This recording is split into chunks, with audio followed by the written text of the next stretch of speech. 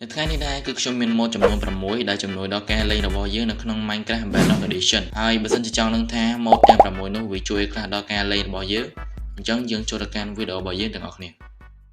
អញ្ចឹងសម្រាប់ម៉ូដទី1របស់យើងគឺមានឈ្មោះថា Star FPS Counter ដែលម៉ូដមួយនេះដែរគឺវានឹងធ្វើការបង្ហាញនៅ FPS ឲ្យយើងបានឃើញនៅលើអេក្រង់ដើម្បីឲ្យយើងដឹងថាតើយើងកំពុងតែលេងនៅក្នុង frame ប្រមាណអីប្រមាណអញ្ចឹងណាអូខេអញ្ចឹងម៉ូដហ្នឹងគឺវាមានតែប៉ុណ្្នឹងឯងអញ្ចឹងយើងចូលទៅម៉ូដទី2របស់យើងទាំងអស់គ្នា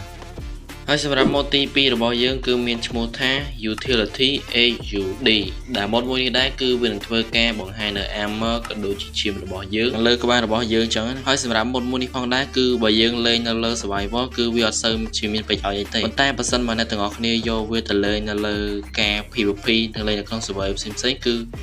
វាមានប្រយោជន៍ខ្លាំងមែនតើដោយអ្នកគ្នាបានឃើញអញ្ចឹងគឺយើងអាចមើលឃើញ armor ក៏ដូចជាឈាមរបស់គេអញ្ចឹងខ្ញុំគិតថាម៉ូដនេះគឺស្អាមខ្លាំងមែនតើអានេះគឺជាការវាយគ្នារបស់ខ្ញុំអ្នកគ្នាអាចមើលសិនបានគឺថាចង់ដឹងថាខ្ញុំវាយអែមប៉ុណ្ណាអញ្ចឹង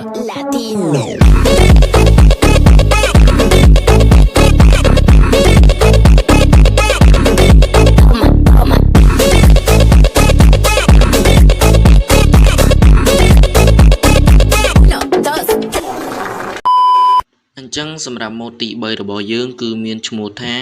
F1 Button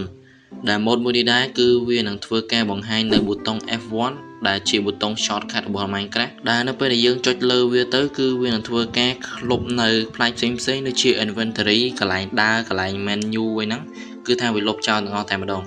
ចឹងហ្នឹងគឺយើងមិនបាច់ចូល setting ក្នុងការបិទវាទេអញ្ចឹងគឺយើងគ្រាន់ចុចប៊ូតុងនោះមួយមកគឺវានឹងធ្វើការបិទឲ្យយើងអូតូតែម្ដង